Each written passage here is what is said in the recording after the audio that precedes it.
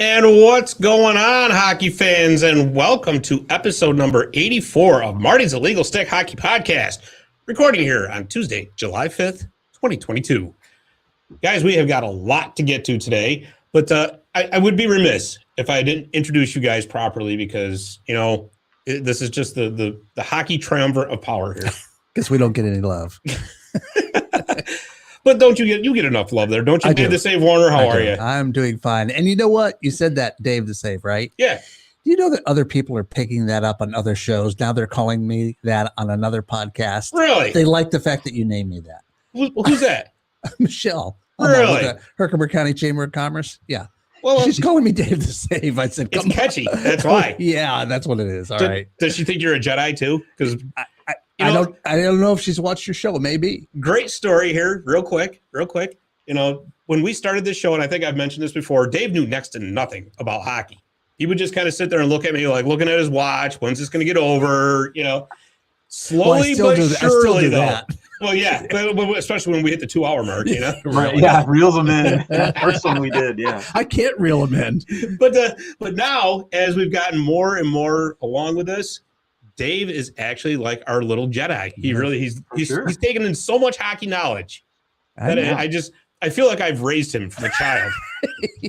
From a young Padawan. It's kind of it's a reverse dynamic because I'm like, what, 20 years younger? But just when I get the child support request. Well, let's not get carried away. Yeah, all right. Let's not get carried away. And our third member, like I said, of this hockey triumvirate of power, coming to us live via satellite from Annapolis, Maryland, it's Mr. Drew Bray. Drew, what's up, going guys? on? No, not much. We were just saying, drying out after all that rain. Yeah, we had the deluge today all over the Northeast, but East Coast, really, you know? Sure. But yeah, so guys, we have got a lot to talk about. But first, I want to kick the show off with a huge announcement that we have got to make in regards to our very little show here. Huge and very little. Beginning next week, Marty's Illegal Stick Hockey Podcast will be joining the Sports History Network.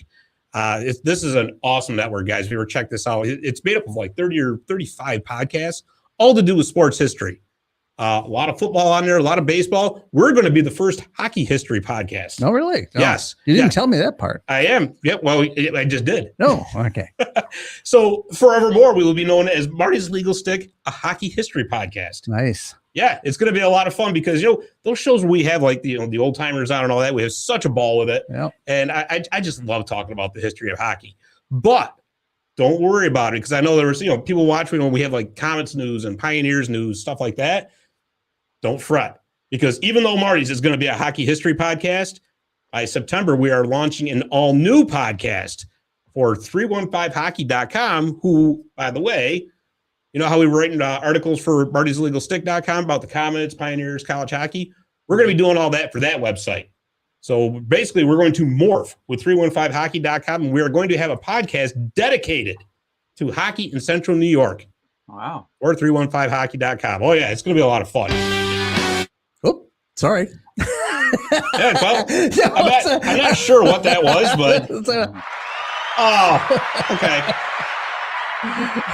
Everybody take a bow. Yeah, all right. But yes, very exciting news indeed. And you're going to see, just notifications about all over social media. So looking very forward to that. As a matter of fact, we got a guest lined up already for next week. Nice. Yeah, this is going to be a lot of fun. He's a hockey artist. He does all kinds of paintings. He does baseball. He does football. He's amazing. Really? Yeah. Oh, his work is phenomenal. Yes. What's his name? Sebastien Chapoudier. Okay, I'm not saying that. I would have said coolIceImages.com. Check out coolIceImages.com because it's really awesome. And this he loves vintage hockey. So he not only can paint it and draw it, he can talk it, which is exactly why we're having him on. Nice. Well, Marty's Illegal Stick, a hockey history podcast. So yeah, he has those goalie masks, the old-timey goalie masks that he paints just exactly as they were back in the 70s. And oh man, they're beautiful paintings. It's awesome. It's absolutely awesome. And if you get a chance, check out coolIceImages.com. You can see his work there, and he will be on next week to tell us all about it. But in the meantime, guys, we're recording here on Tuesday, July 5th. Thursday, July 7th, the NHL Draft starts. Yeah. Come on, Dave, stop rolling your eyes. Yeah. Well, it's a very exciting time of the year for some teams. Teams that didn't make it into the playoffs. This is kind of like their Stanley Cup to see how they do. Very top heavy this draft. It's coming down to looks like Shane Wright, Logan Cooley, and Gerard Slavoski. I think that's how they say the name. So yeah, it's an interesting draft. Montreal certainly hasn't really come out and said what they're going to do, and they're being kind of coy about it. Right? They're saying they're looking to deal the pick. They're going to deal it for a player. They're going to trade down, trade up for the number 2, as well as the number 1, and get 1-2. The stuff that's coming out of Montreal right now is just ridiculous. I know everyone says Shane Wright's going to be the dude there, but then they know that Logan Cooley, they have a really good relationship with him from past camps and interactions. But then other people are going to be interested in Cooley, so maybe or aren't going to be interested, might trade down, grab a number 3. I don't know. I agree. It's a top heavy draft. It's probably the top 5, maybe stretch it to the top 10 if you want. For you local guys, for the Sabres, right? Buffalo has 9 and 16. And the last mock draft I saw, they were looking at Savoy, who's a center. They said he might have the most scoring talent in this draft, except that he's only 5'9", 170. Yeah, but you know what though? That doesn't mean that much anymore. It used to. I mean, look at Alex DeBrincat. Yeah, he's about that size, and he's what 24, 25 years old, and he's already got 2 40-goal seasons to his credit in the NHL, which is no small achievement. That might be a steal deeper in the draft if you can get him. Yeah, well, absolutely. So, but all right, I'll tell you what. We'll just go through the top 10. Who's picking where? So, of course, Montreal's number 1, New Jersey's number 2, Arizona's 3, Seattle is number 4, Philadelphia 5, the Columbus Blue Jackets via that Seth Jones trade is number 6 from the Blackhawks. Let's see, number 7, Ottawa, number 8, Detroit, number 9, Buffalo, and number 10, Anaheim. So, obviously, of course, teams that could all use some help, but you mentioned the Canadians with their I don't want to say wishy-washy approach here, because but the keeping everybody on their toes. We touched on this last week. New Jersey's kind of in the same boat as well. Yeah. Well, they've made it very clear in the press that number 2 pick is for sale. Yeah. And it probably would behoove New Jersey, who's a very talented offensive club, to trade back and maybe get a defenseman a little bit lower in the draft. Package a late round draft pick with a player. They might pick up somebody nice. Yeah, you know what? I'll tell you, in talking to there's a lot of New Jersey fans we interact with because of course, us being so close to the Comets, right?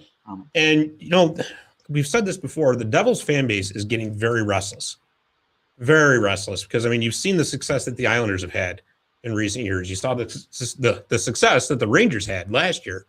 And frankly, when your team was a dynasty and not too long ago, that they were a Stanley Cup dynasty, really, and then you start losing, being a Kings fan, I know how that feels. Yeah. And it's almost like, wait a minute, we were way up here and now we're way down here. Whereas some teams, you're always just way down there. You're like, whatever, Yeah. And I think that $9 million of Subban's contract coming off the books is really going to help them tremendously load up. Absolutely. Absolutely. But don't you hate all that salary cap stuff and they dump people because they're making too much money and all? It's like, you know what? I know exactly what you're saying. And I'll tell you, might not be a very popular opinion, but I just think it's absolutely ridiculous at this point for the NHL to have a hard cap. Yeah. Because there are so many gymnastics that go on, you can sit there and say, oh, no, the cap is here. These players have no move clauses. You know what? These GMs always find a way to get around. So what's your alternative then? Let's do away with all caps. What's your alternative? I would say you can still have a cap, but you have a luxury tax. Right? Okay. Much like players. Right. And, that's the whole thing about. I think it really came to light, not particularly as much, obviously, this year's Tampa Bay Lightning, but last year when they're like, stashing $20 million of salary on the bench until the playoffs, and then the cap goes away in the playoffs, so we can have all these all-stars come out and play. They're back. Oh, look at that. Right. Oh, they're suddenly not hurt anymore. Yeah. So imagine that, huh? Yeah. I don't know. I don't think I've read too much about the potential for owners being interested in something like that. I don't the think they Players would be. Association, for that matter. I mean, the Players Association should love it, right? Their Yeah. money's going up. Right. You would think so, but I mean, I don't. Like I said, I just think it's absolutely ridiculous in the regards that it's like a fake cap. Yeah. It really is. And it still makes it hard for teams like Winnipeg to compete with teams like Toronto, right? Imagine the luxury tax difference there. Well, yeah. I mean, but listen, but Drew, here's the fact, though. I mean, yeah, you're right in the regards that if it was just a luxury tax, or certainly the New York teams would be loading up all the time. Yeah. They got the big market. Toronto, Chicago, Boston, even LA, that's in a huge market. Yeah. Of course, they would be able to load up if they were willing to pay that luxury tax. Now, that's another thing. That's right. Yeah. Not every owner is willing to pay that. Exactly. Yep. Right. So, I mean, you could have the biggest market team in the world, but if your owner turns around and says, you know what, unless you can guarantee me I'm going to win a cup, I don't want to pay $20 million in fines, so to speak, That's right. for just a chance. Right. No And way. so to Dave's point, that's why a lot of these teams will take a flyer in the draft on somebody like Savoy that we just talked about, who may only be 5'9", 170, but you're getting him at a rookie deal for 3 years, and that's going to save you a ton of cap money. And maybe you move a veteran who's making more money and may contribute similarly, even though that veteran's done it for years.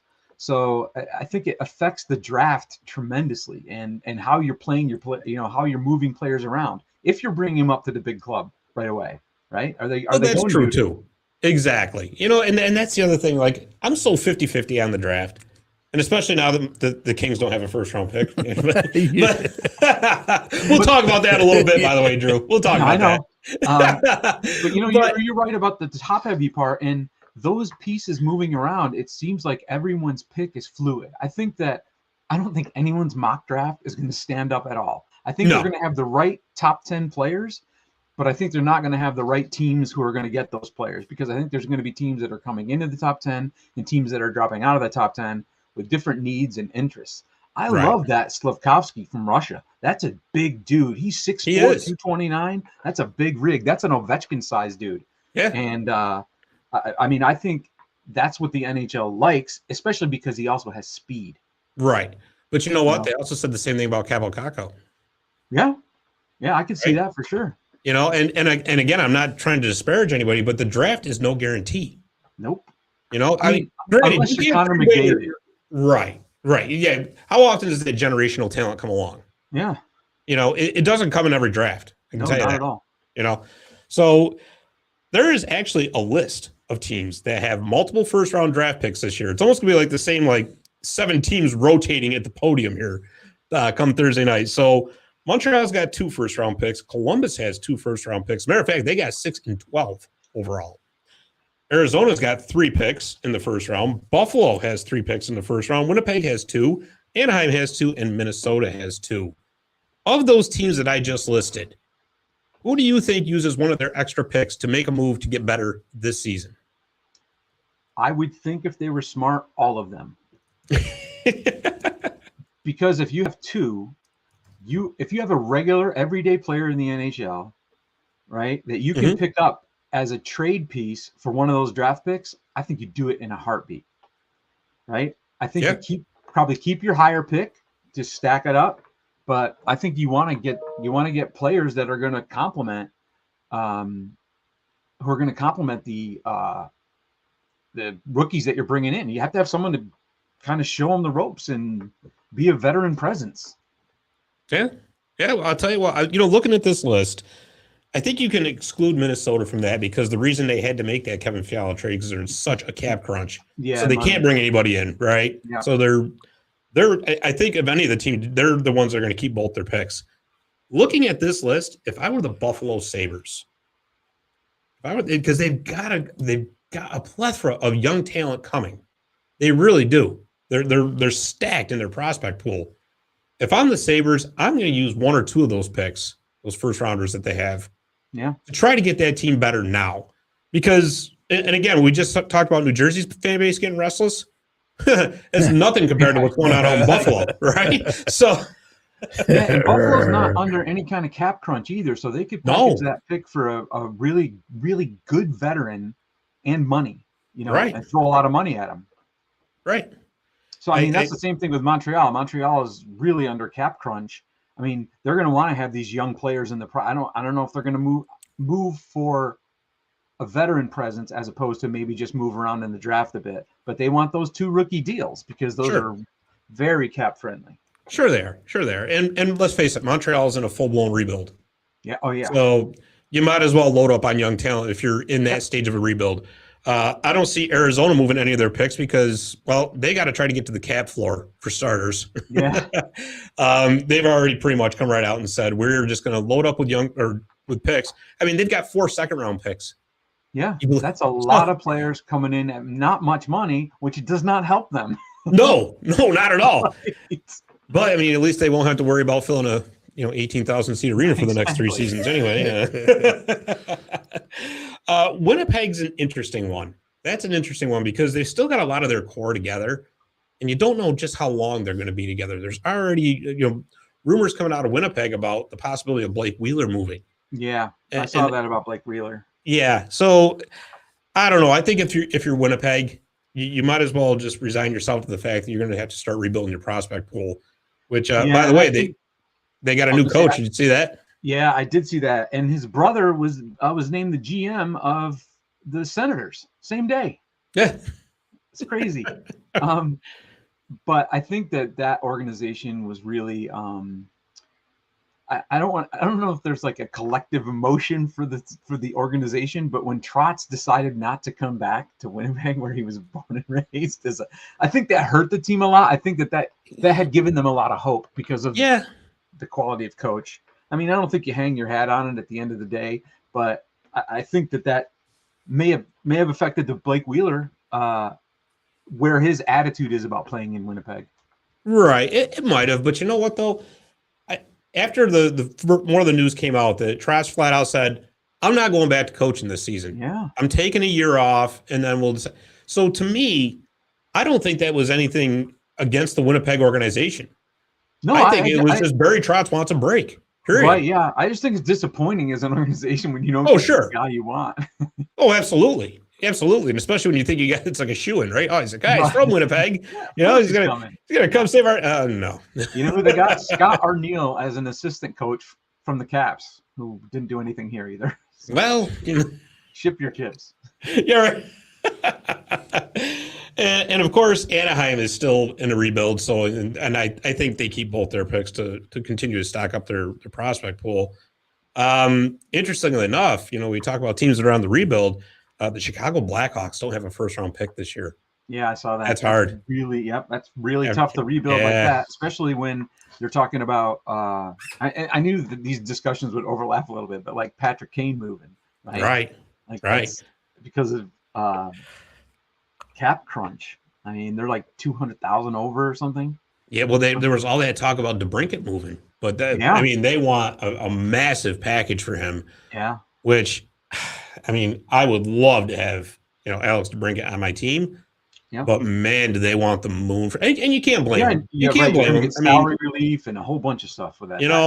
But boy, oh boy, who's going to be the one that pulls the trigger on that deal? I don't see it happening this offseason, to be perfectly honest with you. I don't know. Maybe you get somebody like Arizona. Yeah, right. A lot of picks, a lot of. Yeah. The only problem is after next season, they're going to have to pay him. And Arizona's already pretty much made it clear that nobody's getting paid. So, with the draft, there's always this line of argument that, especially if you have a high pick, that you should draft for need. So say if you're thin on defense, you draft a defenseman or, whatever. But there's also a line of theory that says, no, you pick the best player available. I don't care if you've got a ton of forwards in your system. If there's a great forward still sitting there or falls to you, you take. What do you think? Do you draft for need or do you go the best player? I am really very much sort of a best player available kind of guy. And I'll give you a weird example. Of course, with the Caps as the centerpiece. When the Caps were deciding to take Nicholas Backstrom or not, they actually had a first-round pick here at center, Brian Sotheby. Never really panned out. Wasn't that great a player. But it's got to be hard to go, hey, I'm going for this potential big round center, and I've already got a first rounder sitting on my bench. Right. And I think that in that case, you take the best player available, especially because Or maybe you evaluate the draft. You say that, yeah, I need D, but this draft is deep with defensemen. But here's a forward that fell to me. I'm going to take him, wait, get my defenseman later, still get a high quality defenseman, maybe not the best, but I'm also, gaining value there as opposed to just filling a need. Sure. And you know what? I'll tell you, I'm actually a best player available kind of guy, because with the draft, I mean, unless, again, like we were talking, if there's a generational talent available, more oftentimes than not, even a first-round pick isn't making it to the NHL right away. Right. It could take them 2, 3, 4 years to get there. Yeah. Right. And during that time, your organizational needs can change. So it's saying like 2022, your team is, thin at defense. Well, by 2025, you don't know what's going to happen with free agency trades or whatever. Then the next thing you know, you're loaded up on defense because, circumstantially happens. And then, oh, wow, we should have taken that forward that was sitting there who just turned into an all-star again. Philip Forsberg is my white whale. We traded for Martin Erat. Barry says it didn't work too well for Quebec when they picked Eric Lindros. Yeah, that's an interesting dynamic because, like with Lindros, everybody knew he was going to be a generational talent. Yeah. But he flat out said, I don't want to play there. Yeah, that's a tough one too. He really forced their hand. I mean, but I'll tell you though, I think fans in Denver, Colorado should be thanking Eric Lindros every single day for the rest of eternity, because if he doesn't force Quebec's hand to trade him, it was that trade that built the foundation of the 96 Avs Cup winner. So, I mean, it's weird how it all worked out and honestly, given the fact that at the time, the Nordiques had their hands tied because they knew he wasn't going to play. And it was a very, very public, messy type of situation. Exactly. What a return they still got, though. Yeah. Yeah, it was phenomenal. And there's an interesting story. Of course, you remember there was a big conflict between the Rangers and the Flyers. We did a Zamboni time machine about that once. That's why Dave's over here laughing. We'll have to revisit that at some point. Now that we're going to be a hockey history podcast, revisit the burning puck. I'm sorry. That's my favorite. So to close this segment out, Drew, give me one team that could really rattle a cage at the draft on Thursday and make the big move. At the draft? Is anybody going to make a big trade? I can see Montreal making a move. I mean, it's hard for me to say that because you look at the cap numbers. And I know I'm not trying to be like cap friendly numbers guy, but like I just keep like putting pieces together, and Montreal wants to win, but they're so far from it, and yet they're still handcuffed.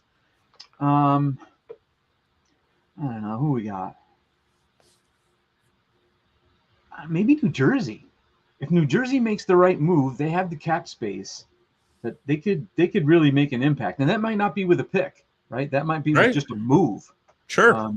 But yeah, I think New Jersey could probably make the biggest move. It's got to be one of those, top 5, top 10 teams that are going to make a big splash, and either getting somebody from a veteran or getting a big pick that's going to pan out. I heard they're really interested in JT Miller from Vancouver. Interesting. Yeah, very interesting.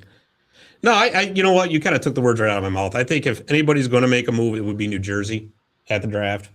But plus, you guys will get to see him right away. Well, yeah, that would be nice too. Dave, who do you have? Who's going to make the big move? Nobody. Nobody. Nope, they're going to stay as is. Wow. I'll give you a second pick. Uh-oh. Number 7, Ottawa, also said its pick is for sale. And they might want to move that pick for Claude Giroux. You mean the rights to him? Yeah. Well, get the early jump on negotiating. I guess so.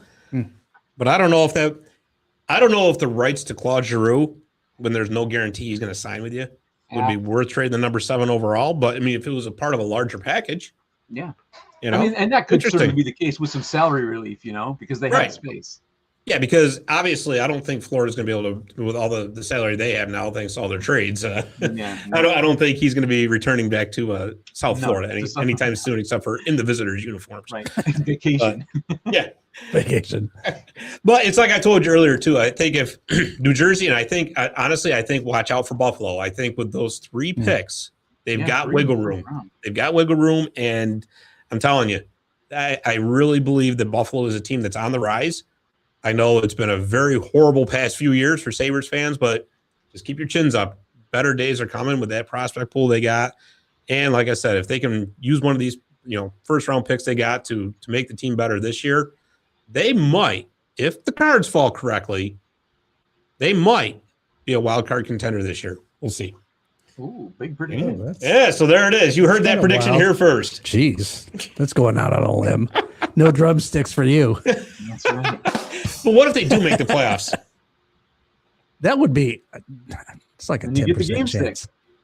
I would hope, since that's his team, I would hope he would get me some drumsticks. Yeah, I will. Yeah, you're way out there. I'm over here showing faith in your team, and you're grumpy Gert over here. Yeah, well. Anyways, I'll tell you what. Let's go to breakaway trivia, and then we'll go to a quick commercial break. So, our breakaway trivia question this week is, what year was the first NHL amateur draft held? The answer when we come back. Visit My Little Falls and stay connected with the latest news, information, and events in the city and the area. Our mission is to generate interest in the community and connect residents in a more meaningful way by facilitating deeper conversations about how these stories will shape the future of the Mohawk Valley. Join thousands of weekly visitors who stay up to date with feature stories, interviews, videos, our event calendar, and print publication, the Mohawk Valley Express. It's about timely local news for the community, keeping citizens informed about important issues, telling about the people who live and work here, and giving locally owned businesses the opportunity to reach a very targeted audience of locals and tourists alike. It's a whole new form of media-rich content developed specifically for today's mobile lifestyle and listeners. You can download our iOS app in the iTunes store, listen to our country music streaming radio station, or sign up for a weekly newsletter. Stop by today at mylittlefalls.com. You'll be glad you did.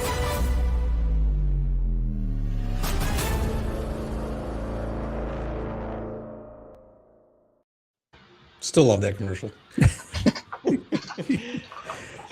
So, breakaway trivia. I'll give you guys the question one more time. What year was the first NHL amateur draft held? Dave, I'll go to you first. I was going to say somewhere in the 60s would be. Well, gee, thanks for narrowing it down. There's only 10 choices in the 60s.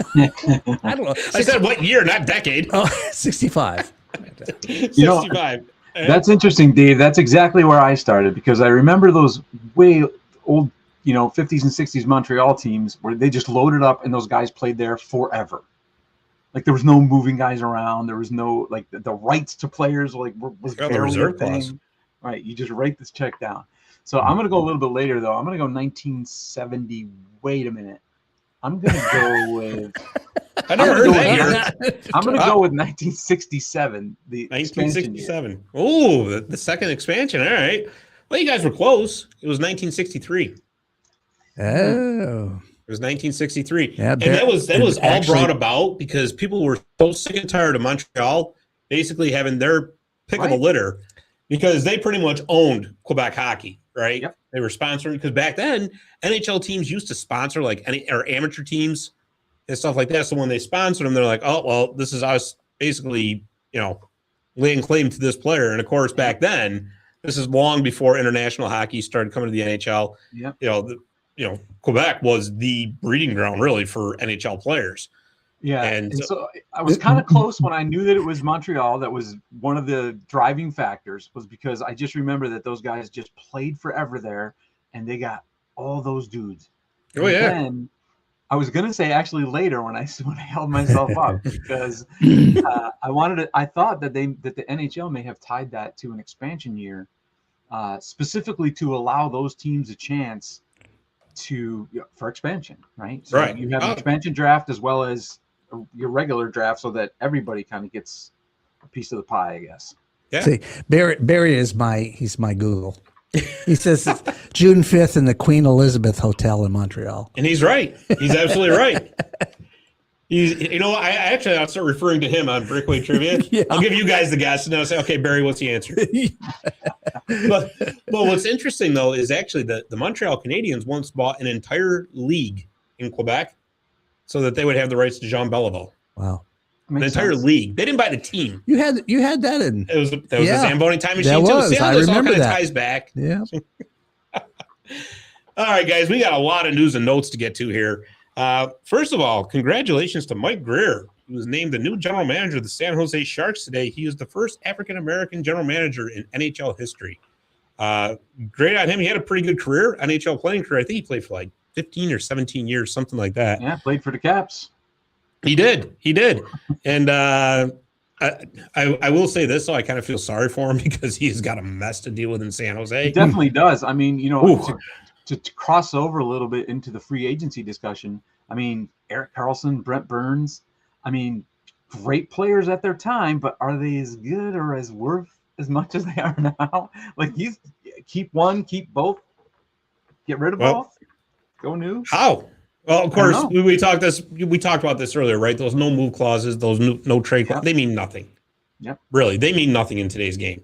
And which, incidentally, looks like, as I'm looking at Cap Friendly right here. Oh, yeah. So Brent Burns has a modified no trade clause. He's 37 years old. He's got 3 seasons left on his contract at $8 million per. Erik Karlsson has a full no move clause. He's 32. He's got 5 seasons left at $11.5 million for an AAB. Even Marc-Edouard Vlasic, he's 35 years old. He's got a no move.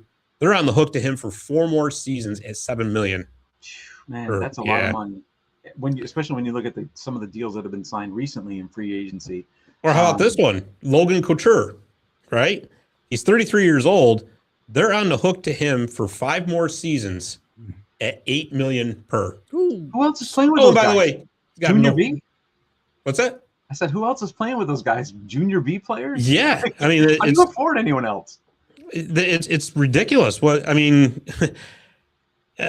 always liked Doug Wilson as a player, it seemed like a great, but boy, what a mess he created. Oh my goodness. I want his agent. Yeah, really, right? No kidding. I mean, geez, you look at this lineup and it's like, my goodness. I mean, they got $5.6 million in cap space left. How do you improve your team with that? I don't know, man. You hire apparently Mike Grier. Yeah, exactly. Hope for the best. Really your only path to success. Yeah, I think this is going to be. We're going to hope we lose a lot this season and get the best chance to get Connor Bedard in the 2023 draft. Is basically what it is. Exactly. So,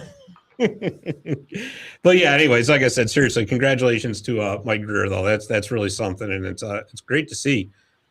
Drew, you were pointing out earlier, Yeah, so big week for women in hockey this week, guys. The first female NHL coach for the Caps, Emily Engel-Notchke, is a video coach. Dave will tell you that that's not a real coach, but according to the NHL Coaches Association, she is officially the first NHL women's coach. I didn't say it wasn't a real coach. I just don't think he understood it. No, I understood. Oh, I understood it quite well. I just, running video, I don't know that makes you a coach. Dave, you're the coach. I told you. Yeah, I know. Well, okay. As long as I get the title as well as she does.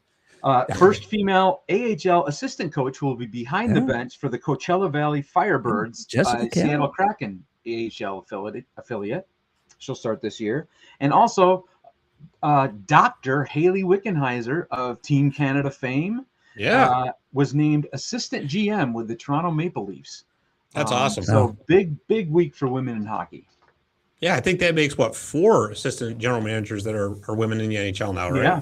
Yeah, that's great news. That really is. It really is. Seeing that come in, and that the first female NHL assistant coach, she said that some of her players have daughters, and now that their coach is going to be a woman, it reframes the discussion. I think that's really cool. So I think it's huge. It's huge for the game, and it's great to see, and hopefully, at some point the PHF, which is the women's league, starts taking off. I mean, it would be great to see. I mean, obviously they got 7 or 8 teams now. Obviously you have to start small and grow, Yeah, and I think that if they get a real solid NHL affiliation, where the NHL is pouring money into the league to grow the game in the markets where those teams are, I think that can help sustain that league and build a fan base, much like the women's national team did in soccer. Right. Like they were drawn way more than the men. Absolutely. Even actually this year in baseball, I think college baseball, they had the same issue where the women's games drew more crowd viewing than the men. Yeah. Well, yeah. I mean, that's of course that college softball is fascinating. You ever watch how they pitch? Oh yeah, my niece is a pitcher for the Houston Cougars. Oh yeah, it's amazing. Yeah, awesome. Yeah, very awesome. But no, that's fantastic news, and hopefully you keep seeing things like this happen, and it just it makes the game better. Yeah, overall. For sure. So definitely more diverse. So absolutely. Well, I hate to be go from good news to bad news, but there was some disturbing news came out the other day that Flyers prospect goaltender Ivan Fedotov was arrested in Russia, detained, or so they say. Apparently, they've got him for evading military service. I don't know what their rules are or anything like that, but I think 2 years mandatory. Yeah, and but professional sports stars never have to. I mean, he was on the Olympic team. Yeah, they don't serve that. They play for they would play for the Chechka, the military team, in the KHL, right? And that's how they do their service. Like they're not sending this guy to Ukraine, right? Right. No, they're going to stick him on a submarine somewhere where nobody will find him. Well, yeah. I'll tell you, it makes it a little bit, nerve-wracking though when you think about, how many Russians are playing in the NHL professionally right now? Do you think? Well, it's not just the NHL; it's the AHL, the ECHL, college. A lot of kids go for college, And apparently, Fedotov left practice, was fine, had completed his basically they call it a training session as he prepares to return to North America to play for the Flyers organization. Left practice, fine.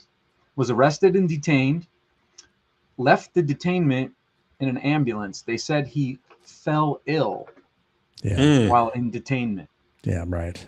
And perfectly healthy very guy. Disturbing. And listen, I mean, I know, and this is going to sound bad because I'm a Cavs fan, that, where Ovechkin stands politically and those kinds of things. And I think that those types of issues are what is going to affect whether players are going to come back. I think that the Russian government will be selective in who they're cracking down on. And maybe they want to make examples of certain people, but I mean, I think Putin was at Ovechkin's wedding. It's embarrassing. But I don't like to mix politics and sports, but that was really disturbing. And we didn't do it. He did. But from a broader standpoint, he's basically wanting all that talent to stay home. Yeah. But if you're overseas, you're not for the motherland. Yeah. If you're playing sports overseas, that should be scary for all of them. It's leveraged for him, really. And putting the sport aside, you just hope that as people they're going to be okay, because it's a scary situation. Because, like Dave said, I mean, typically they don't put these athletes in harm's way. They're kind of coddled when they're doing their mandatory quote service. But they could also ship them to Siberia for 2 years to guard an oil pipeline or something. So Barry says that he talked to Mark Wells last month at the New York Hockey Hall of Fame Awards, and he stated that all the Russians that the U.S. played against at Lake Placid were still on active duty for the military. Oh, that's how it was back then. Yeah. You were in for like 20 or 25 years. Yeah. That's why, and honestly, that's why they had such a hard time getting them over here too. Because it wasn't just, the fact that they were leaving the Soviet Union. They were legit officers defecting in the Soviet army. Yeah, so they were going AWOL. Yeah, so that made everything that much more complicated. But like I said, sport notwithstanding, you really hope that, that Fedotov ends up being okay, and that, all the players that went home during the summer, to see their families and stuff like that. Yeah. Hopefully, And, the thing with that is like I had heard rumors about whether or not, maybe they're not going to let players come back or whatever. But until I read this story, that just put like such a fine point on how potentially dangerous this really is for these guys who all they really want to do is play hockey, right? Sure. Absolutely. They're not politicians. That's for sure. Definitely. Absolutely. About him. Absolutely. So, like I said, hopefully everything turns out okay. Drew, there was a couple of trades that went down too. So first of all, the Tampa Bay Lightning, who are perpetually in cap hell as usual, traded Ryan McDonagh to the Nashville Predators for, Philippe Myers and Grant Mismash. I think that's how you say his name. In what is essentially a cap dump, really. McDonagh has 4 seasons left at a $6.75 million AAV, and he's 33 years old. Oh, and by the way, he had a no trade clause, which again, this goes right back to what I was saying. Doesn't matter. All that is just letters on a piece of paper, really, at this point. And it could be, he's picking markets. I had originally heard, I think it may have been Elliot Friedman or Kevin Weeks maybe, that had reported that McDonagh was going to St. Louis. I'd heard that too. And so I don't know if they were trying to do a deal with St. Louis and McDonagh put the kibosh on it.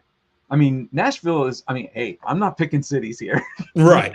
Pretty nice. Well, I will say that with Myers, there was some kind of weird part of his contract where they could buy him out and get a cap relief, an extra one or something. It was only like $250,000. But when you're that tight against the cap, like Tampa Bay is, every dollar counts, really. Yeah. But everybody knows why Tampa Bay got rid of Ryan McDonagh. That's because obviously they're trying to wiggle room to get Andres Palat back. Yep. Let's be honest. Yeah. But let me ask you this: does this make Nashville, one, a legit playoff contender, and two, does this kind of signal to them or should this signal to Philip Forsberg, hey, we're doing everything we can to win now? Right. That is exactly what the big question is, right? If Nashville is going to be a playoff contender, Forsberg has to come back. Sure. And even then, I think it's going to be a long shot. But 100% Forsberg is going to test the free agent waters. I mean, he has been a consistent high performer for Nashville, and he's definitely going to test the free agent market. And he may demand a lot of money, and Nashville might just say, hey, we want to have you, but we can't afford it. Well, they've got $18 million in cap space. They don't have a lot of major contracts coming up this season. You're right. I think he is going to go out there and test and see what he can get. I actually see Philip Forsberg being one of those guys that does not sign on day one of free agency. Oh, definitely. To be perfectly honest with you, because that's the other thing about free agent frenzy day. Everybody sits there with bated breath waiting, where's this one going to go? Where's that one going to go? And then at the end of the day, it's like, yeah, there's 500 deals signed, but they're mostly minor league deals, stuff like that. Usually the big fish don't sign right away. So I saw a quote today that if somebody is still a free agent by the first day of football season, then you'll know something had gone really wrong. Yeah, right. Right. That's a long time to go, but you have to go somewhere in between that.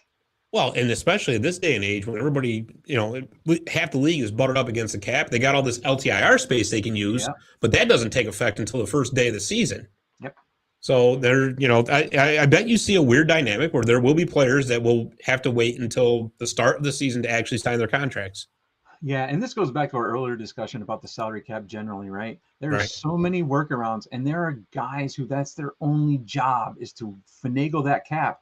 And I can remember times when the Capitals were doing it day to day. We're sending this guy who has a 2-way clause to Hershey for today. Right. We're bringing him up, and we're putting this guy on this list, and we're shuffling around salary, and we can pay this one for this day, and it's like day by day that they're manipulating the cap and just gaming the system. That's it, right? It is. That's all it is, and that's why, like I said, like we were talking earlier, I just, to me, I've never been a huge fan of the, hard cap. That's it, because there's just so many ways around it. Yeah, there really is. Another trade that went down, and we're a little late to the table here, but this is the thing about doing a weekly podcast. Sometimes events happen right after you record your show. The LA Kings acquired Kevin Fiala from the Minnesota Wild for a first-round pick in this year's draft and the rights to defenseman Brock Faber. The Kings turned around and signed Fiala to a 7-year contract with a $7.9 million AAV. Drew, you and I have a little bit different view on this trade. Tell me why you don't like it. I might be coming around as I was studying the deal a lot more, right? So I look at Fiala's 419 games played, 253 points, 124 goals, 159 assists, 217 PIMs. And I was comparing the deal to the Nick Paul signing in Tampa Bay. Mm-hmm. And Nick Paul's at about 248 games played, so a little more than half the games played. He's only got 34 goals. And they got him for $7.22 million. 7 years at $3 million for Nick Paul. 7 at $3 million. Yeah. So, $3 million. Yeah. I don't know, man. How much does the surrounding cast matter, do you think? How much what? How much does the surrounding cast Oh, matter? jeez. I think, I'll talk about that Nick Paul signing real quick since you brought it up. That to me is one of those deals where in about 4 years, when Tampa Bay is coming back down off the mountain, they're going to be able to flip that for a first round pick. Right.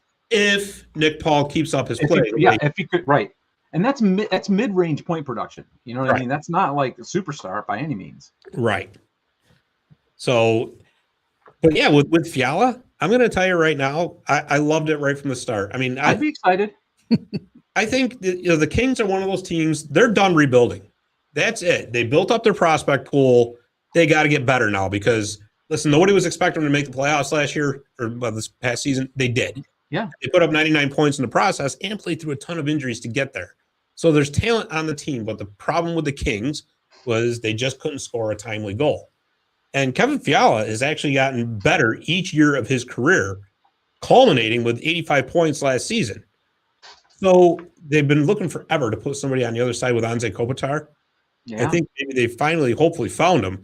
And the fact of the matter is, Fiala is 25 years old. So I don't mind giving a guy. That's the other thing, right? And that's Nick Paul's 27, older. Yeah, I don't mind that at all because if you're the Kings and say you don't make this deal, right? Now you got to go out to the free agent market. So a guy like Philip Forsberg or Johnny Gaudreau, who we'll talk about in a second, who is probably going to cost you more because they're going to be looking at maybe $9.5 million per season, right? They're going to want a 7-year contract, and those guys are 3 years older than Fiala is. Right. So by the time their contract's over, Fiala's going to be 33. Yeah. Should still be a very productive player, really. Right. And even if he's not, a 33-year-old who's produced decently, again, you talk about flipping for a pick or whatever. And you think about it for a second, by the time that contract's over, the salary cap's going to have gone up significantly. Yeah. So somebody of his caliber, 7.8 or 7.9 million might be a third line player by that point. Could be. Yeah. Right. So if you can get somebody, which would be value add. Right. So I really have no problem. I don't have any problems trading the first round pick. It's the number 19 overall. And yeah, I get that, you need first round picks to build up your prospect pool, but you get to a certain point. Like, okay, we've got enough prospects. Yeah. Okay. Don't need one. I mean, obviously you can never have too many, I guess, but if you can afford to get rid of a first round pick, you do it. And as far as Brock Faber goes, Brock Faber, trust me, is going to be an excellent shutdown defenseman in the NHL someday. Yeah. However, LA's loaded on the right side. They have way too many right-hand defenseman prospects. Yeah. It goes back to what I was just saying. Yeah. And he chose not to sign with the Kings this offseason because he plays for the University of Minnesota. Yeah. And their season ended. It's ironically enough, the Kings were in Minnesota to play the Wild. Oh, wow. And they had they just got hit with 3 injuries on defense. They offered him a contract. They said, hey, if you want to go pro, you can slide into this lineup right now, and then we'll just send you back down to Ontario or wherever when those guys are back. He said, nah, you know what? I'm going to return for my junior year. But thanks anyway. Wow. So that kind of went all of a sudden Yeah. Yeah, it just makes you offered him a chance to play in an NHL game, and he said, right. I'm good. Thanks. Right. Get a hold of me after my college season's over. So that kind of, and it's perfect because Faber is from Minnesota, plays for the University of Minnesota. So, I mean, it was like a match made in heaven. Yeah, for sure. He's going home. Yeah. So yeah, I mean, I don't think I realized that the Kings pick was all the way down at 19. I mean, I know they made the playoffs, but I thought maybe they had another pick from somebody else moving. 19. No, you can come right out and say it. You're just used to seeing the Kings being in the top 5 or top 7 of picks. Right. So that's why I was say it.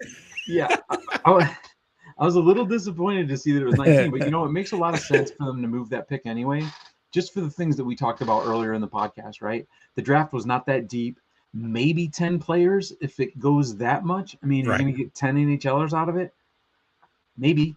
And you know what? Maybe somebody hits from pick 28 too. But your higher stakes, higher odds play is to move that pick for Fiala. I think that makes a lot of sense. Yeah. And when it started going down, like I said, when I'm looking at the statistics, I'm looking at the age, I'm looking at the average annual value. I think they're both really good deals, but I would have done the Fiala deal in a heartbeat. Yeah. I mean, that's when they're that young, you have to. Yeah.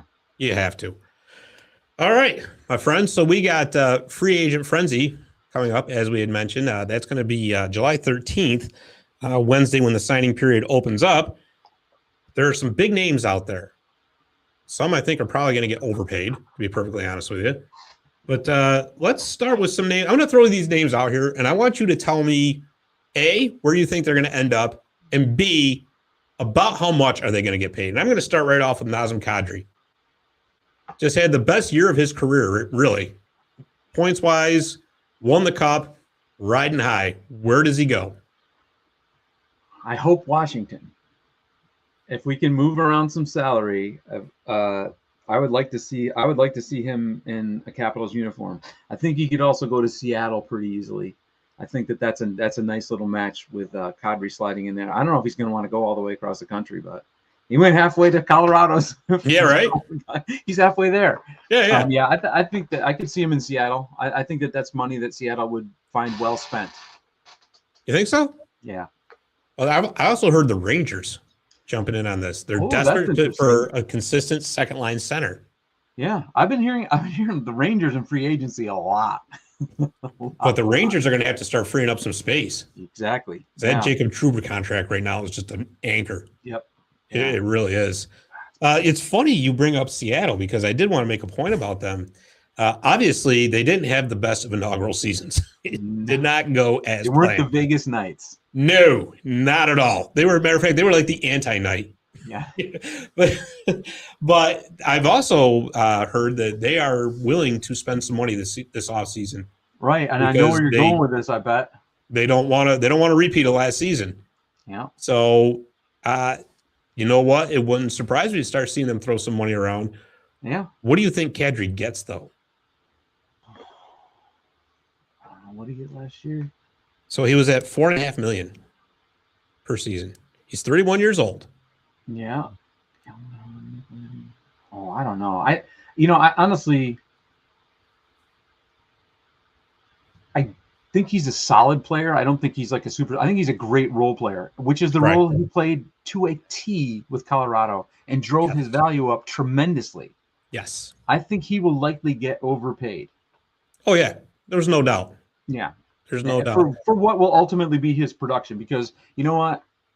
I mean, if I'm skating next to McKinnon and Burakovsky and all those speed demons, I'm going to put up some points too, you know? Absolutely. And absolutely. Good, solid player for sure. But yeah, I think he's definitely going to get overpaid. Yeah, I heard that his agent's already put it out there. You want his services, it's going to cost you $8.5 to $9.5 million per season. Oh, yeah, Caps are going to be out on that. Yeah. So, well, and the other thing is going to be too is how long is he going to want term for, right? Because I can't see anybody giving him a 7-year contract. 3. No way. Not at 31 years old. No. Yeah, 3 year. I bet you he gets 5. 5. I bet you he gets 5. 3 would be ideal if he wants to make the big money, right? If somebody can afford to pay him that $9.5 million, it'd have to be a 3-year deal. Say, look, you want big money, it's going to be a short-term deal, period. Which he might go for something like that because if you think about it, he won his cup now. He's got his cup. Yeah. He might as well pad his bank account. Although, I mean, like I said, I'm with you, Drew. I like him as a player. Great role player, but you don't pay him first-line money. No way. No way. Sure, the Caps could definitely use him, especially in light of what happened with Backstrom. The Backstrom situation is unsettled, is the biggest problem. Yeah, and that'll free up $9 million in LTIR money. Right. That would, speaking of cap management, so they could pay him. I can't believe they pay him that much, but yeah. I don't know. We'll see what the market offers him. And then, like you said, if Seattle's throwing around cash, you know who else I like to Seattle is Gaudreau. Yeah. Yeah. Well, yeah, we can go right to him. Yeah. I will say, as far as the Caps go, this is exactly why I didn't like that contract they gave Ovechkin. Yeah. I understand he's your heart and soul. I understand he's your captain and this and that. But to me, and especially, almost shame on Ovi for taking that kind of money. Because if you want your team to be good, no, seriously, if you want your team to be good and competitive, listen, you've made your money. You want your team to continue to be competitive. You cannot take those huge contracts, especially not at that age. I understand that he's productive. I get it. But you also, if you're going to be the leader of the team, you got to think about the overall picture too. But anyways, that notwithstanding, that's an argument for another time. Let's talk about Johnny Hockey. So apparently Calgary has been wanting him back. They're making overtures. He's listening, but I think he's going to be one of those guys too that's going to hit the open market and see, just basically to see what he can get. Who could blame him? Oh, I am seeing his name tied to everyone in the hockey press. I mean, anybody who has cap space, I think everybody's going to take a run at him at least. Yeah. Or try to make it work. What do you think? Where do you think he's going to go? I don't know. You know, I think Calgary's going to throw a ton of cash at him. You know, they're going to make it difficult. And I don't know, man. That's going to be the biggest signing in free agency, I think. He's going to get the most money or the most, at least, average annual value of any of the players. I don't know what kind of term you give him. He'll get 7 years. Yeah, so he's making $6 3/4 million right now. He's 28 years old. 28 years and 8 months. He'll be 29 by the time the season starts. Yeah, term is going to be the thing that's going to limit him. I could see him getting 9.5 million, 10 maybe. Yeah. Maybe even more, but they're not going for. I mean, I think if I'm that agent, what are you doing? The agent's driving for 5. Right. 5 minimum. And the club's going to come in at 3. Or if they're willing to take that 7 years, say, okay, we'll give you the 7 years. Yeah. You're gonna have to take a little less money. Spread it out. Right. Yeah, that could be. But I don't know that he's gonna want to take a long-term deal like that. I mean, I don't think he would want something. I don't think he wants to go 7. But then again, like you said, if you raise the cost of the contract, then he's gonna say, well, we're gonna go longer for that kind of money. You know. Sure. So yeah, I think he's gonna make the most. And there's guys out there that I'm just looking right now at the free agent list and how much they're making. Basically, I think he's the one that's going to get paid what he's deserved, and everybody above him is going to bilk whoever they sign for. Yeah, right. Because those are huge deals and huge name players that are at the end of contracts and are hoping to get something. Right? Yeah. Well, I'll tell you what, with Johnny Gaudreau, again, Seattle's always going to be in the mix for big names because they got a lot of cap space to work with, and they're willing to throw money around. He grew up in New Jersey, so of course he's linked to the Devils. He's also linked to the Philadelphia Flyers because he grew up a Flyers fan. Yeah. And he grew up in South Jersey, which that's the weird dynamic down there, right? So the Devils play in Newark, but most of South Jersey is actually Philly fans. Well, right across the river. Because Philadelphia is actually closer, right? But the team that I think swoops in and gets Johnny Hockey is going to be the New York Islanders. Ooh, that's an interesting play. I think they're because you want to know why, Drew? They need Johnny Hockey. They need him because you gotta get Matt Barzal happy, right? Right. And how do you make Matt Barzal happy? You put a scoring winger on his wing. Yeah, that's a team that needs Gibson. They're going to want to keep Gibson for his career in Long Island. Because they're already talking that they're trying to get rid of Josh Bailey, who makes $5 million per year, and Semyon Varlamov is also on the market at $5 million per year. Yeah. Well, they're trying to make cap space. They're trying, and the Islanders are kind of like the East Coast LA Kings. They need to do something about their offense. No, seriously. Yeah. Seriously, a lot of structure, there. But if you can't score goals, you can't win. Well, I think that's a residual. That's a leftover from Barry Trotz's system a little bit. I think so. Playing defensive in that left wing lock through the neutral zone. Right. And Lane Lambert's already he's going to open things up a little bit. They're not going to be freewheeling by any stretch of the imagination because you can't go from being a lockdown defensive team to a wide open offensive team in one season. It just doesn't happen. You don't have the personnel. But Lane Lambert also has a relationship with Philip Forsberg from their time in Nashville. True. Very true. Which would be interesting. I don't know if he's going to get overpaid or underpaid. Gaudreau, I think he goes to the Island for about $9 million a year. And another thing too is don't forget, a couple of seasons ago they were hot to trot to get Artemi Panarin. Oh yeah, I remember. Yeah, they were all in. Remember that? And he took less money to go play for the Rangers, and that really left a bitter taste in everybody's mouth. Yeah, and the Islanders want to win. But, they're in the new building, the new ownership. They had a really good year before they got into the new building, and then that what was a 16-game road trip to start the Yeah, season because the building yeah. wasn't done. That really was a Yep. dagger for those guys. I feel bad. That, and they got hit hard by COVID, and Yep. yeah, it was just Yeah, it was tough. But yeah, I mean, Goodrow would be a nice fit there. I'm sure he'd be happy here to be back in the East Coast and near where he grew up. I mean, that's close enough. Yeah, exactly. It's not. You know? Yeah, I mean, really, those teams are so close together. I mean, that's like a 2-hour drive for his family to go see him. You know, so Right, exactly. It's not like Calgary and Edmonton distance. And I will tell you that if it came down to a choice between the Islanders and the Flyers, you take the Islanders every single time because they have much more structure. They're much more closer to being a contender again. The Flyers right now are a dumpster fire. Yeah, exactly. I mean, just organizationally, they're really struggling. Yeah, I wouldn't go to Philly. Although, like I said, if it comes down between the Islanders and the Devils, that could get interesting because the Devils can throw a boatload of money at them. Yep. And so, I'm telling you, the Devils are like the Sabres. They're a team that is on the rise. Yeah. So it's going to be very interesting to see. All right, let's talk about the dynamic duo there in Pittsburgh that's hitting free agency. Evgeny Malkin and Chris Letang. Obviously, I don't think the Penguins can keep both of them. Well, from what I've read, they want to. Sure, they want to. I mean, yeah, I mean, that's, of course. Honestly, I mean, I would donk off Malkin. He has been so plagued with injuries and his attitude, his inconsistent play. And I know Letang's had his issues too with concussions and whatnot. But what do you want? I mean, what's more valuable on the market, a scoring winger or a really solid number one defenseman? Yeah. Right.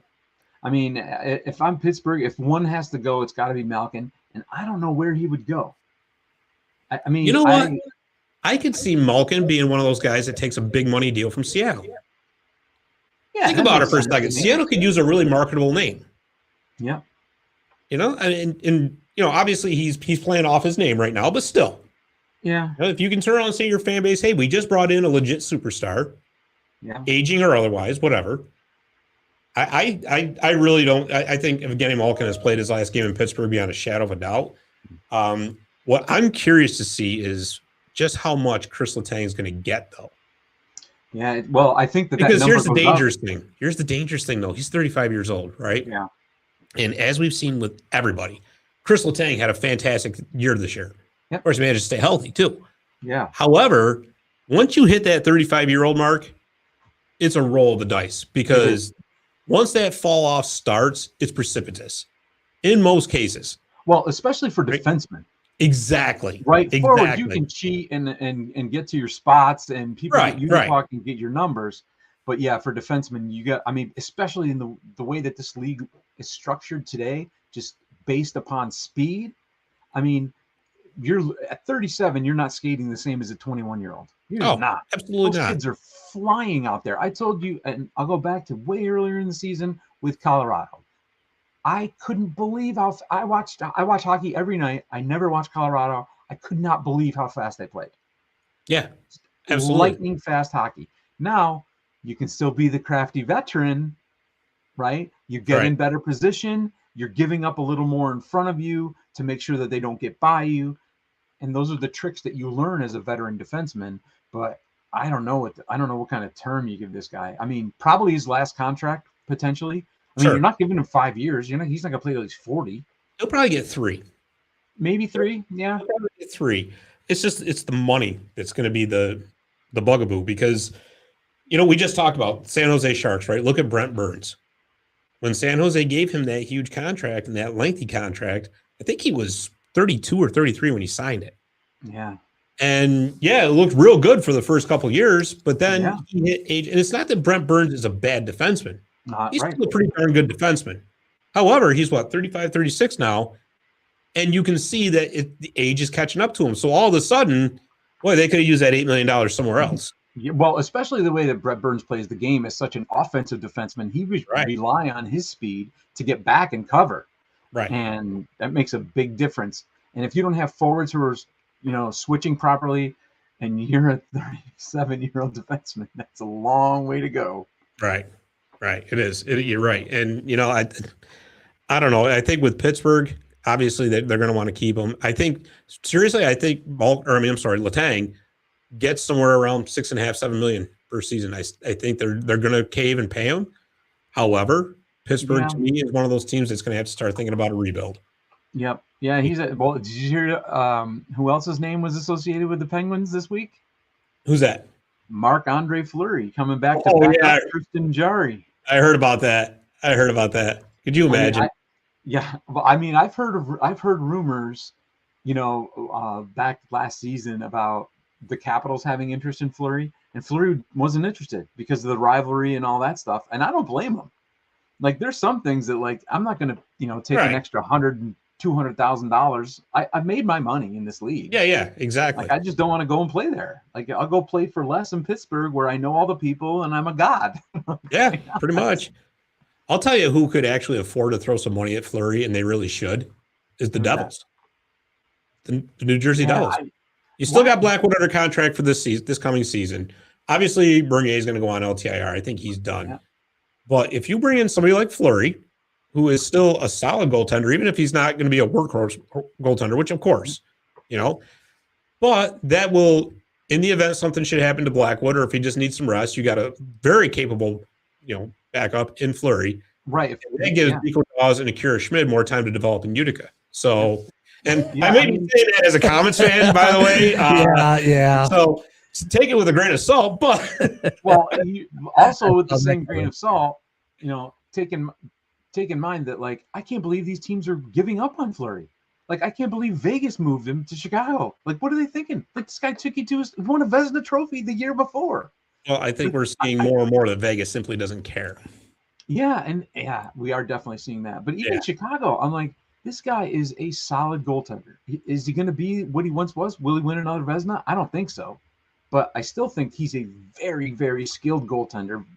Not only very positionally sound, but can make those acrobatic, flip-flying, skates up, kicking across the crease saves. I mean, he is an exciting player to watch.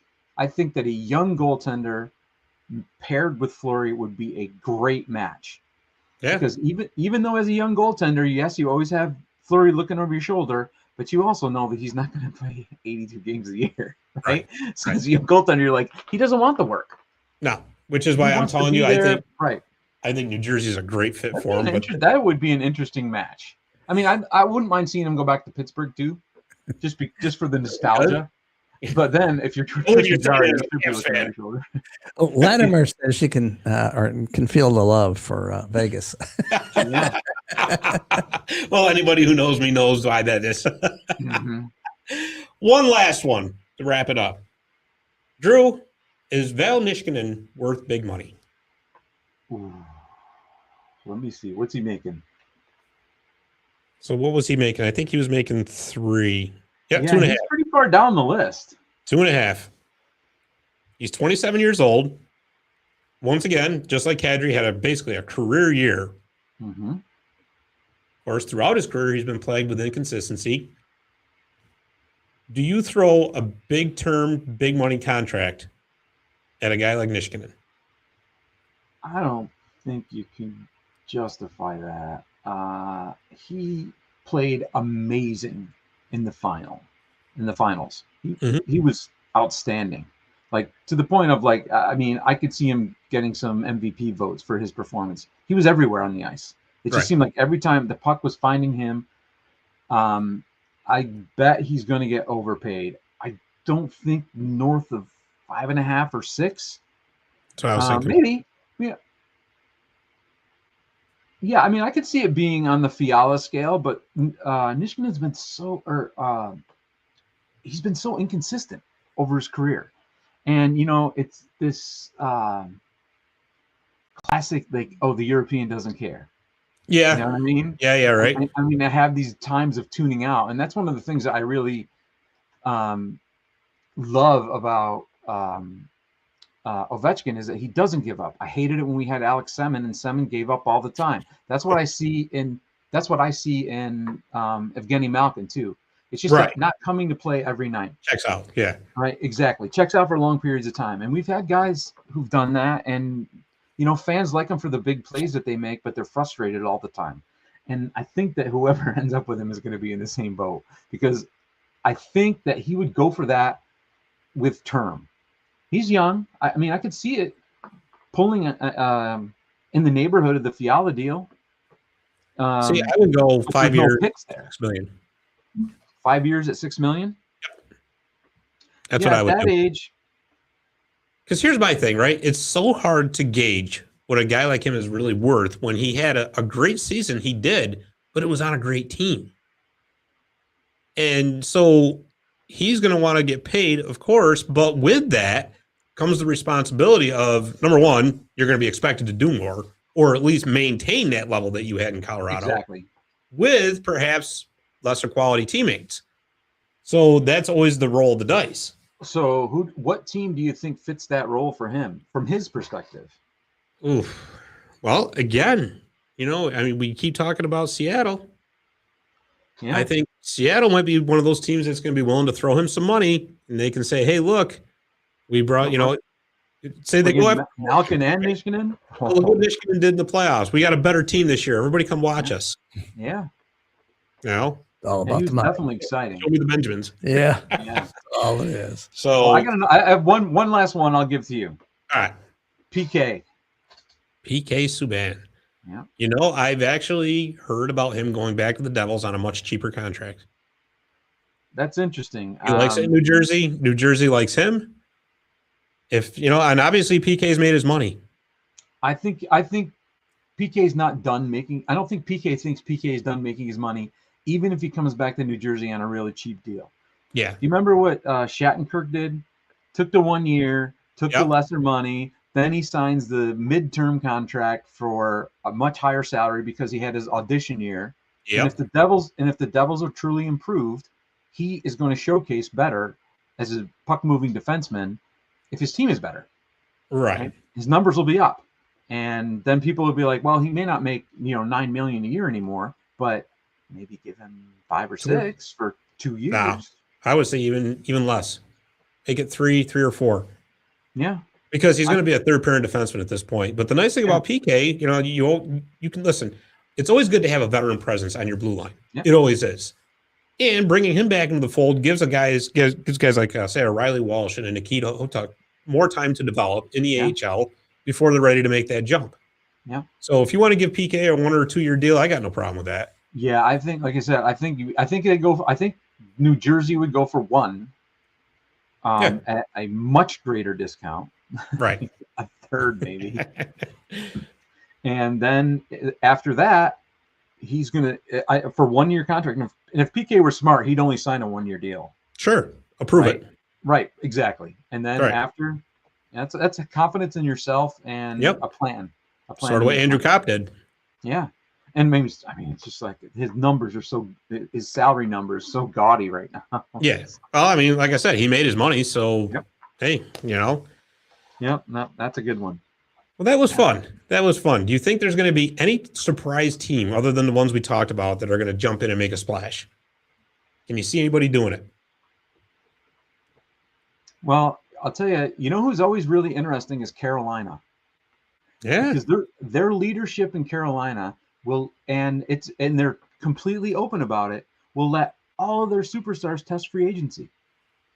Like, we're not committing to you guys. You guys go test the waters. Their owner has this like Jerry Jones like concept or like he thinks he's Jerry Jones, and that because he thinks his team is the Dallas Cowboys, that people are going to just want to come play for him because he's such a great owner. And they talk about Niederreiter and like who the heck else was they talking about testing the free agent waters, but Evan Bear, like a bunch of dudes there, and they're just like, yep, go ahead, test the waters. Yeah. When you guys come back, tell me what you're making, and we'll go from there. Yeah. So, I think, but that's that's one of those that could, it's a complete wild card. It could go excellent and you bring everybody back. It could go middling and you're still competitive, or it could go completely off the tracks. Yeah, good. And that's exactly strategy there. Exactly. Vladimir says, PK, stay away from Montreal. Well, that's my buddy Grimmy. He's a big Montreal Canadiens fan. So what do you think, Scott? Who could make a big I'll tell you splash who that you weren't looking? I'll tell you who's going to make a move. And this is just me making I'll throw it out there prediction. I think Andre Palat ends up in Detroit. Oh, interesting. Think about all those young players that they got. How much good a guy like that could do. He's got the connection with Stevie Y. Stevie Y's got the cap space. I don't think he's going to give him a ludicrous contract because that's Stevie Y's magic. Yeah, and I think that Jacob Vrana would benefit tremendously from having Palat on the line.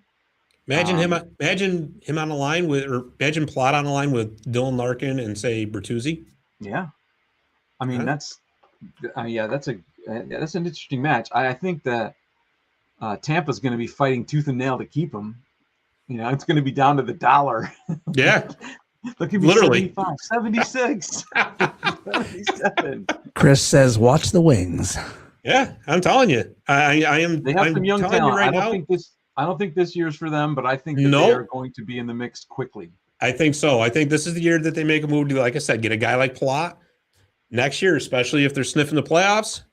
Now you go into the offseason, you say, okay, well, they're still going to have to re-sign Larkin, but you can at least go in and say, we're on the rise again. Let's start spending some money. For sure. So very interesting. Well, I'll tell you what, this is going to be fun to see who was right, who was wrong. We're probably all wrong, but oh well. Yeah,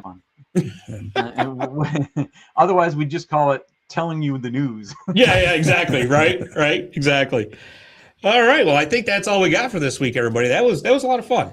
That was a lot of fun. Yeah, and like I said, next week, we make our debut on the Sports History Network, and that's going to be a lot of fun too. Because I'm telling you guys, when Sebastian comes on, this is going to be a lot of fun because he's what we're going to do, and we're going to make more. We're going to make more work for Dave is what we're going to do.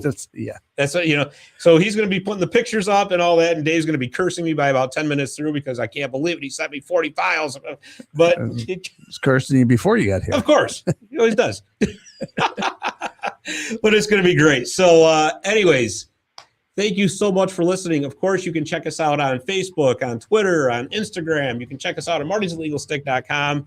and everywhere else you find your podcast. Please subscribe, download, do whatever it is you want to do. So anyways, for Dave the Save Warner, for Drew Bray, I'm Scott Kimball. Thanks for listening, and we will see you next week on Marty's Illegal Stick Hockey Podcast. You're listening to Classic Country Hits